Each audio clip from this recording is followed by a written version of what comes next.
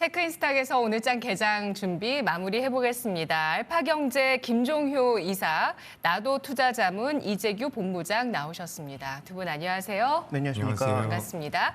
먼저 체크인스탁 체크인 첫 번째 포인트 보시죠.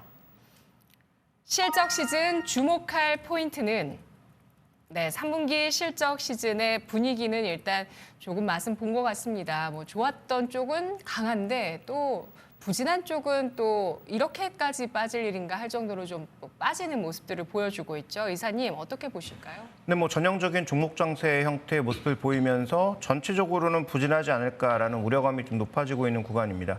그래서 먼저 첫 번째 준비된 그림을 보여주시면 전체적으로 이 컨센서스가 양시장 모두 빠지고 있어요. 코스피도 빠지고 있고 코스닥도 빠지고 있는 국면이죠. 그러니까 전체 이익은 아마 물류비의 증가를 통해서든 여러 가지를 통해서 증가하는 방향으로 가고 있는 것으로 보이고요. 실제로 이제 환율 영향이라든지 여러 가지 변수들이 복합적으로 작용하면서 예상했던 정도의 실적 개선은 없다라는 것이 좀 확인되고 있는 상황입니다. LG전자와 삼성전자가 이미 이를 보여줬고, 한미반도체처럼 특수한 상황에 AI 폭발이라고 하는 특수한 상황에 있는 일부 회사를 제외하면 전체적으로 좋지 않다라는 것이 발견되고 있는 구간이니까 3분기 실적에서는 월요일 날 말씀드렸던 것처럼 이번 실적 발표의 최대 핵심 포인트는 각 회사들이 얼마나 비용을 잘 통제하고 있는가, 여기에 이제 포커스를 맞춰볼 필요가 있겠고, 그 비용 내에서 가장 중요한 부분으로 언급되고 있는 게 물류비죠. 물류비가 증가한 것은 시차 문제도 있을 거고 여러 가지 문제가 있겠지만 결국은 거리 증가에 따른 영향이 크다라고 봐야 될 것 같습니다.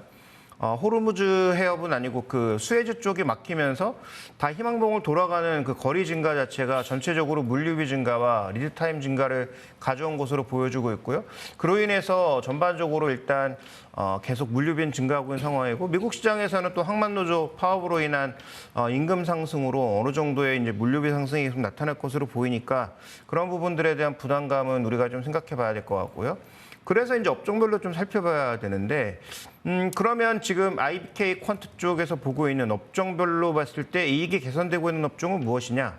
다음에 이제 좀 준비된 그림 보여주시면 기계, 조선, 제약바이오, 증권, 보험, 통신 서비스 정도가 업종에서 이익이 3분기에 개선될 것으로 보이는 종목들이다. 근데 기계라고 해봐야 저 안에 이제 포함되어 있는 대표 종목은 한미반도체, 두산에너빌리티 이 정도라고 볼 수가 있겠고, 조선주 실적이 좋다 하는 건 다 아실 거고, 제약바이오의 주가는 이미 폭발하고 있고요. 증권업종도 최근 주가 괜찮고, 보험 마찬가지고, 은행업종도 좋고요. 통신 서비스도 최근에 KT 신고가 이런 것들을 봤을 때 대부분 또 미리 다 반영되고 있는 양상이죠. 그래서 이런 기존에 우리가 알고 있는 실적 발표 컨센서스를 가지고 초과 수익을 내는 게 생각보다 쉽지 않다라는 것을 방증하고 있는 거고요.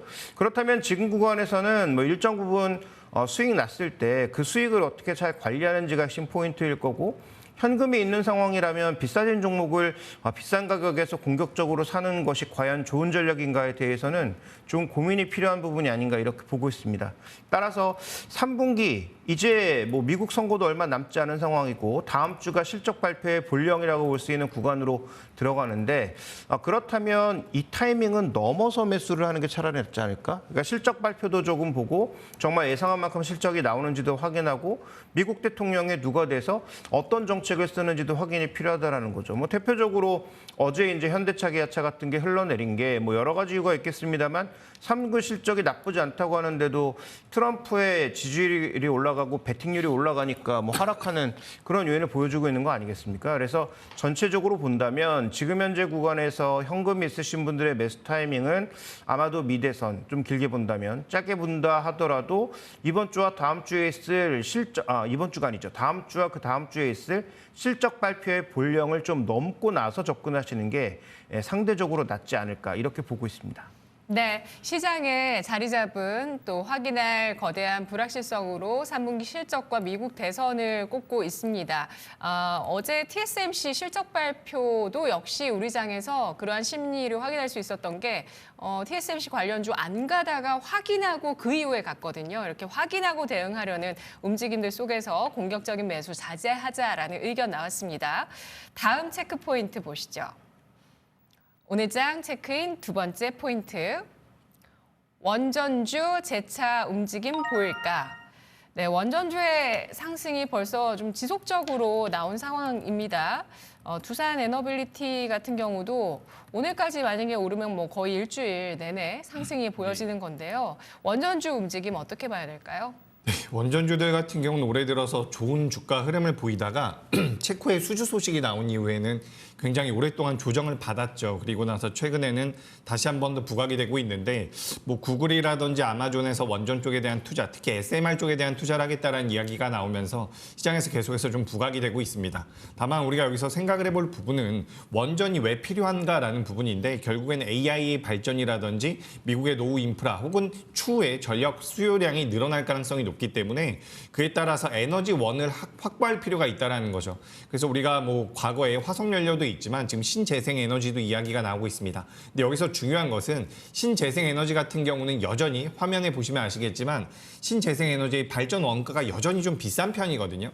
그렇기 때문에 이제 에너지를 만들어내는 데 있어서 비용도 많이 들고요. 추가적으로 이제 신재생 에너지 같은 경우 대표적으로 풍력이나 태양광 같은 경우는 에너지를 수급하는 데 있어서 리스크가 좀 있습니다. 간헐적이라는 리스크가 있기 때문에 이런 부분들을 해결하기 위해서는 원자력이 필요하다는 거죠. 그래서 가장 우측에 보시면 에너지 원별 발전 원가에서 원자력이 여전히 가장 저렴하다는 것을 우리가 알 수가 있는데 여기서 추가적으로 원전 같은 경우는 우리나라뿐만 아니라 글로벌 시장에서도 다시 한번 탈탈 원전을 진행하고 있다는 부분을 생각해 봤을 때 앞으로 주가 흐름이 계속해서 좋아지지 않을까라는 기대를 할 수 있지 않을까 이렇게 의견을 드리고 싶습니다.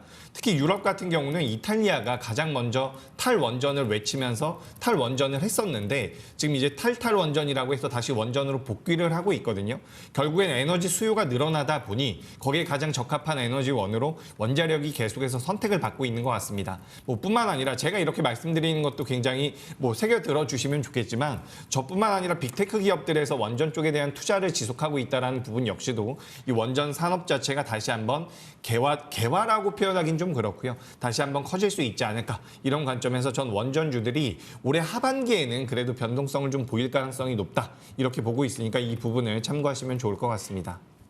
네, 원전주 어쨌든 이번 주에 이렇게 올랐던 만큼 좀 눌림목 관점에서 공략을 해보는 게 좋겠죠.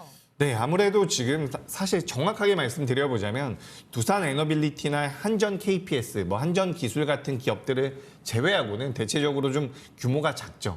여전히 뭐 테마성을 좀 가지고 움직이고 있다라고 보시면 좋을 것 같은데 대형주를 원하신다라고 한다면 전 두산 에너빌리티 같은 경우는 상승 여력이 충분히 남아 있다라고 보고 있습니다. 최근 시장에서 SMR 쪽에 대한 이슈가 굉장히 많이 나오고 있는데 실질적으로 이제 미국에 있는 원전과 관련되어 있는 기업들 같은 경우는 화면에 보시는 것처럼 이 팹리스 기업이라고 보시면 좋을 것 같아요. 그러니까 설계를 해주고 우리나라 두산 에너빌리티가 화면 보시면 지금 영어로 이제 적혀져 있는데 우리가 반도체 쪽으로 생각을 해보신다라고 한다면 해외 기업들이 이제 팹리스 기업이라고 보시면 좋을 것 같고요. 우리나라 두산 에너빌리티가 파운드리 정도 된다라고 보셔도 좋을 것 같습니다. 그래서 결국에는 제조나 제작을 하는 기술력을 가지고 있는 게 우리나라 기업이기 때문에 그 두산 에너빌리티이기 때문에 대형주를 선호하신다라고 한다면 두산 에너빌리티 좀 관심 있게 보시는 게 어떨까라고 말씀드리고 싶고요. 어제 가장 변동성이 좋았었던 것은 우진엔텍인데 우진엔텍 같은 경우도 이제 유지 보수 쪽과 관련되어 있는 기술력이 뛰어나다라고 알려져 있어요. 그리고 뭐 추후에 원전 해체 시장에 대한 수혜도 받을 수 있다라는 이야기가 있는데 우진엔텍은 아직까지는 시가총액이 굉장히 작습니다. 시가총액이 작은 기업들 같은 경우는 변동성이 크기 때문에 또 트레이딩 관점으로 접근하시는 분들 같은 경우는 우진엔텍 대형주를 선호하신다라고 한다면 전 두산 에너빌리티 체크해 보시는 게 어떨까라는 의견 드리겠습니다. 두산 에너빌리티 추가 상승 여력이 있다고 해주셨는데 그래도 이 원전 같은 경우 특히 또 SMR도 우리가 SMR이 잘 작동되는 걸 아직은 좀 확인하지 못한 상황이고 원전 같은 경우도 대규모 수주가 나와도 뭐 방산이나 다른 조선처럼 수주 기반으로 해서 더 뭐 수주가 쌓일 거라는 낙관이라든지 뭐 실적이 찍힐 거라는 이런 좀 기대가 바로 작동은 하진 않아서 사실 뉴스가 중요하잖아요. 뉴스가 계속 붙어줄까요? 저는 계속 붙어줄 가능성이 높다라고 보고 있습니다. 특히 이제 우리나라에서도 정책적으로 원전을 다시 한번 육성하겠다라는 이야기가 나오고 있죠. 근데 이게 우리나라뿐만 그런 게 아닙니다. 아까 전에도 말씀드렸다시피 이탈리아도 다시 돌아오고 있고요. 스웨덴도 돌아오고 있고요. 미국 같은 경우도 계속해서 투자를 하고 있는 부분이라서 지금 에너지, AI라던 AI라는 큰 트렌드와 에너지 쪽에 대한 모멘텀들이 이어진다라고 한다면 원전 같은 경우는 계속해서 부각될 가능성이 높다라고 보고 있습니다. 그래서 방금 전에 이제 앵커님께서도 말씀을 해주셨던 것처럼 사실 우리가 작년만 하더라도 저 같은 경우에도 원전 같은 경우는 테마성이 더 강하다라고 생각을 했었거든요. 왜냐하면 뭐 정책적으로 어쨌든 탈원전이 진행이 되고 있었던 부분이기 때문에 저는 이제 테마성이 강하다라고 생각을 했는데 지금은 아니라고 보고 있습니다. 그러니까 뭐 SMR도 중요하지만 우리가 이제 수주잔고와 실질적으로 이제 대형 원전 같은 경우는 건설하는데도 굉장히 오랜 기간이 걸려요. 네. 그렇기 때문에 실제 실적으로 이어지는 데 있어서는 그 시차가 분명히 있겠지만 지금 시장이 흐름에서 가장 주된 포인트가 AI와 전력이라고 한다면 그에 따른 모멘텀 이슈들은 이어질 가능성이 높다라고 보고 있기 때문에 주가 흐름은 좀 더 우상향을 이어갈 수 있지 않을까. 저는 그래서 뭐 하반기에는 저는 개인적으로 제약바이오와 그리고 방산 그리고 원전 쪽을 봐야 된다라고 보거든요. 그래서 원전 쪽 같은 경우는 체크가 필요하다라는 의견 드리겠습니다. 네, 알겠습니다. 제약바이오, 방산, 그리고 원전, 하반기에 주목할 섹터로 꼽아주셨고 이 가운데서 두산 에너빌리티 우진엔테 관심주로 압축을 해주셨네요. 다음 체크인 포인트는요. AI 주목할 팩터는 그래도 이 AI 성장성 살아있다는 부분들을 확인하는데요. 엔비디아 실적 발표에서 과연 또 매출 증가율 이슈는 또 다시 지난 분기처럼 확인할 대목이 되지 않을까 싶은데 어떤 부분 주목할까요? 네, 뭐 결론부터 말씀드리면 엔비디아와 TSMC를 제외하고 점점 매력도가 떨어지고 있다라고 봐야 될 것 같습니다. 한미 네. 반도체도 뭐 시간이 가면 갈수록 결국은 지금 그 독점적 지위를 갖고 있는 TC본더 시장에서도 결국 경쟁자가 등장할 거고 하이브리드 본딩은 지금 뭐 여러 회사가 뭐 도전하고 있는 만큼 뭐 물론 결과는 알 수 없지만 그 부분도 이제 지켜봐야 될 이슈라고 볼 수가 있겠고요. 그다음에 지금 HBM은 이미 독점이 깨진 상황이죠. 뭐 물론 SK하이닉스의 그 점유율을 단숨에 넘어서거나 장악력을 넘어설 회사는 없을 것으로 보이는데 그럼에도 불구하고 지금 현재 삼성전자가 4세대까지 놓친 부분을 만회하기 위해서라도 5세대에 지금 뭐 집중하는 그런 모습을 보여주고 있다는 뭐 뉴스가 계속 나오고 있는 상황이다 보니 뭐 지금까지 못했는데 그 이유는 잘할까라는 의문도 쌓이긴 하지만 어쨌든 삼성전자가 거기에 역량을 집중하고 있다면 그 다음 세대부터는 좀 치열한 경쟁이 있지 않을까라는 그런 부담이 나타나고 있는 상황이잖아요. 그러니까 소위 원툴, 지금 설계를 하고 있는 엔비디아를 대항할 만한 칩이 뭐 짐 켈러가 내년에 만들어낼지 모르겠지만 그것도 확인해 봐야 되는 상황이니 압도적인 장악력을 쿠다 플랫폼을 통해서 가져가고 있는 엔비디아와 그다음에 어쨌든 지금 엔비디아 칩을 만들어줄 수 있는 혹은 엔비디아를 제외한 다른 회사들의 하이엔드급의 칩을 만들어줄 수 있는 독점 회사가 TSMC 이 두 개밖에 없으니 결국 이 두 회사 말고는 별로 관심 가질 만한 회사가 없다. 하이닉스가 올라온다고 해봐야 엔비디아나 TSMC처럼 전고점 넘어설 가능성은 거의 뭐 제로에 가깝다. 이렇게 봐야 될 것 같고요. 레거시가 안 좋아진다? 하이닉스도 일정 부분의 실적의 하향은 있는 거죠. 그래서 그런 부분들에 대한 명확한 답변부터 말씀드리면서 가장 주목해봐야 될 부분을 말씀드리고 싶은 건 준비된 그림에서 지금 표시된 게 그 AI 쪽에서 결국은 수요가 중요한 거 아니겠습니까? 엔비디아가 아무리 칩을 잘 만들어봐야 그 칩을 쓸 사람들이 쓰지 않으면 의미가 없는 건데 이 계속 지금 뭐 전망할 때마다 저들의 캐펙스 전망이 상향되고 있습니다. 근데 캐펙스가 상향되고 있는 건 분명히 뭐 좋은 일이죠. 근데 그 저 캐펙스 상향이 Q 때문에 나타나고 있는 것이지 아니면 P 때문에 나타나고 있는 것인지는 굉장히 중요한데요. 현재 구간에서는 Q의 증가보다는 P의 증가로 보이거든요. 즉 이들이 비용을 올려서 나타나는 그 이익의 증가로 보여지고 있기 때문에 그러니까 엔비디아 쪽에서는 이익이고 그다음에 캐펙스 쪽에서는 비용이 되겠죠. 네. 그렇다면 이게 과연 좋은 현상인가에 대해서는 계속 고민이 필요합니다. 결국 독점이기 때문에 엔비디아가 지 맘대로 가격을 올려도 대응할 방법이 별로 없다라는 게 문제인 거고 그다음에 TSMC도 결국 독점이기 때문에 엔비디아와 저렇게 척을 지고 분쟁의 얘기가 뉴스로도 흘러나올 수 있는 게 되겠죠. 그러니까 결국은 현재 구간에서는 저들이 저 똑같은 속도로 계속 투자를 늘릴 수 있을지와 비용이 계속 늘어났을 때 저 정도의 물량을 계속 공격적으로 투입할 수 있을지 이 두 가지 팩터가 향후 가장 중요한 부분이니까 이 두 가지가 흔들리면 언제든지 뭐 가장 강한 엔비디아와 TSMC도 주가가 급락할 수 있기 때문에 그런 변수들을 염두에 두신 상태에서 충분하게 이제 마진이 확보된 분들의 어떤 물량 싸움이 되지 않을까. 그래서 이들 종목에 관심을 가지고 계시다면 충분한 조정이 나타난 이후 혹은 공격적으로 올라가는 날 말고 다른 날 공략하시는 게 좀 더 좋지 않을까 이렇게 좀 판단하고 있습니다. 네, 알겠습니다. AI 성장 스토리의 균열 주의해 보셔야 되겠고요. 마지막 체크인 포인트입니다. 비만 치료제에서 미용 의료기기로 이런 순환매 움직임들이 포착되고 있죠. 네, 그렇습니다. 지금 이제 동시효과에 들어와서 제가 종목들을 좀 보고 있는데 최근에 강세를 보였었던 뭐 펩트론이라든지 비만 치료제와 관련되어 있는 종목군들이 전체적으로 좀 이제 시초가가 밀리는 모습이에요. 아무래도 어느 정도의 세론 뉴스가 시장에서 나오고 있는 게 아닌가라고 생각이 되는데 비만 시장 같은 경우는 어쨌든 계속해서 성장을 할 가능성이 높습니다. 지금 이제 비만 같은 경우는 과거에 우리가 미적인 부분에 대해서만 이야기를 했지만 결국에는 질병으로 우리가 판단을 하고 있으면서 이 합병증이 20개가 넘는다라고 해요. 그래서 비만 치료제 같은 경우는 굉장히 강하게 성장을 할 겁니다. 다만 이런 부분들을 우리가 주가에는 이미 어느 정도 반영이 됐다라고 이제 볼 필요가 있다라는 관점에서 지금 비만 치료제의 성장성은 계속해서 화면에 보시는 것처럼 이어지겠지만 이 부분들을 고려해 봤을 때 주가는 결국엔 다시 한번 올라갈 가능성이 있지만 오늘 만약에 조정을 받는다라고 한다면 여기서는 어느 정도의 속도 조절이 필요하지 않을까 저는 그렇게 생각을 하고 있습니다. 그렇기 때문에 이제 비만 쪽 같은 경우는 우리가 살짝 이제